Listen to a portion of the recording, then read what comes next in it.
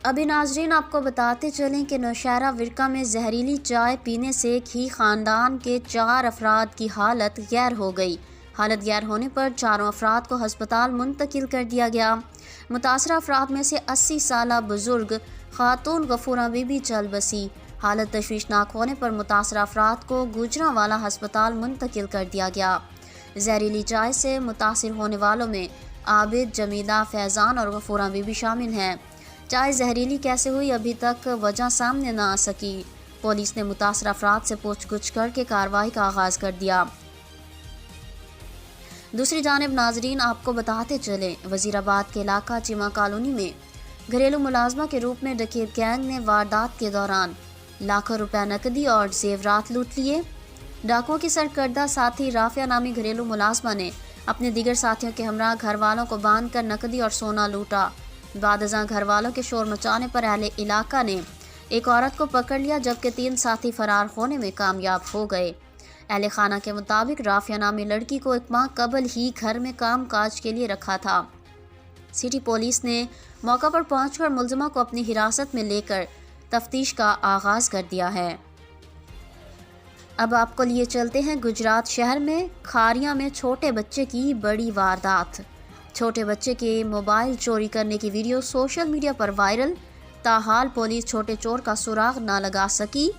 मनाजिर में देखा जा सकता है कि बाप ने 2 कमसीन बच्चों के साथ चोरी करने आता है और बाकायदा बाप अपने बेटे को इशारा करता है कि जूतों के डब्बों के ऊपर मोबाइल पड़ा है। मासूम बच्चा बड़ी होशियारी से मोबाइल उठाकर अपने बैग में डालकर सेट पर बैठ जाता है। जब बाप देखता है कि बेटे ने मोबाइल उठा लिया है तो वो फौरी तौर पर जूतों की दुकान से दोनों बच्चों समेत निकल जाता है।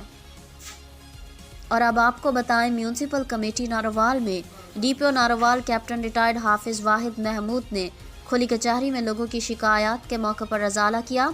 इस मौके पर डीएसपी रजा शाह और एसएचओ सिटी तौहीदुर रहमान भी मौजूद थे। शहरियों की समाजी तंजीमात के सरबराहान ने डीपीओ नारोवाल की इस अवाम दोस्त पॉलिसी का खैर मकदम किया और उन्हें खिराज तहसीन पेश किया। चिश्तिया में चोर डाकू लुटेरे हुए बेलगाम।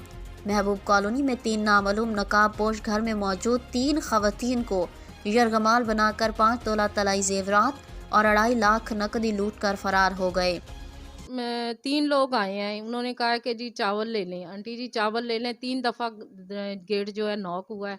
पूछने के बावजूद पहले तो वो बोले नहीं हैं, फिर वो बोले हैं तो वो चावल ले लें। चावल के मैंने जब हल्का सा गेट खोला तो 3 लोग थे जो अंदर दाखिल हुए हैं और हमें खौफ व हरास, मैं थी और मेरी बेटियां थी।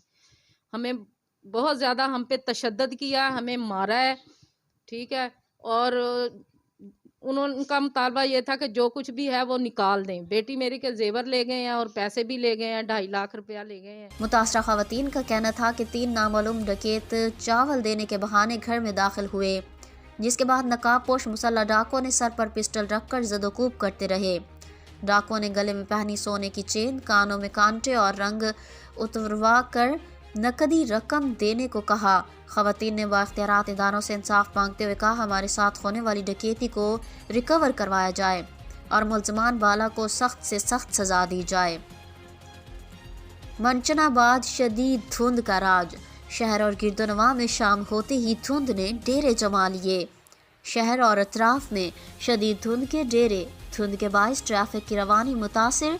धुंध बढ़ते ही सर्दी की शिद्दत में इजाफा हो गया।